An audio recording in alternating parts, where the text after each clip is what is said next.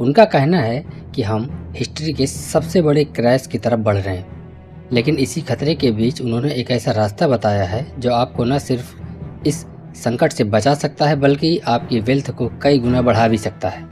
आज हम बात करेंगे कियोसाकी की उस प्रेडिक्शन की जिसमें उन्होंने सिल्वर यानी चांदी को दुनिया का सबसे सस्ता और बेस्ट एसेट बताया है।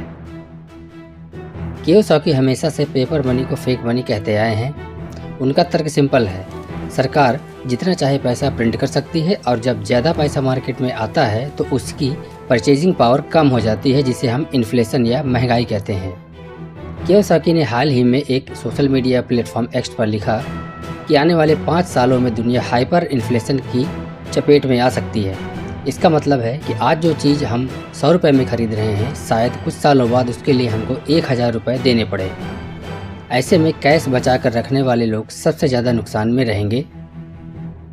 अब आते हैं सबसे बड़े पॉइंट पर, सिल्वर। रॉबर्ट कियोसाकी ने सिल्वर के लिए एक शॉकिंग टारगेट दिया है, $200 पर आउंस। आज के रेट से देखा जाए तो यह लगभग 5 से 6 गुना ज़्यादा है, लेकिन वह ऐसा क्यों कह रहे हैं?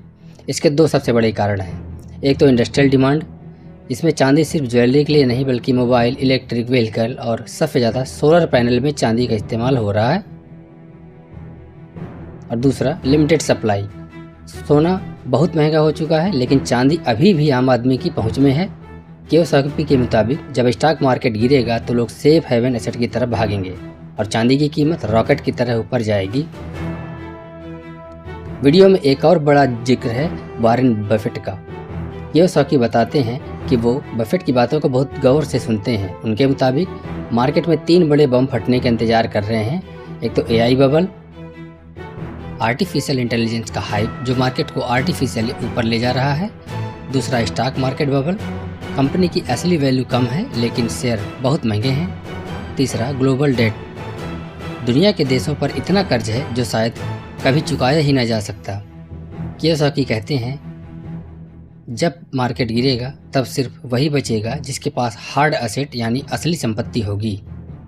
भारत में भी हम देख रहे हैं कि चांदी 2,40,000 पर किलोग्राम के लेवल को टच कर रही है।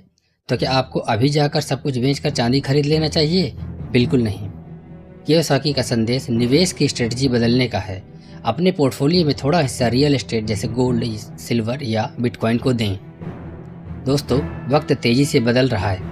क्या आप रॉबर्ट कियोसाकी की इस प्रेडिक्शन से सहमत हैं? क्या आपको लगता है कि चांदी वाकई में 3-4 लाख पर किलोग्राम तक जा सकती है? कमेंट करके अपनी राय जरूर दें।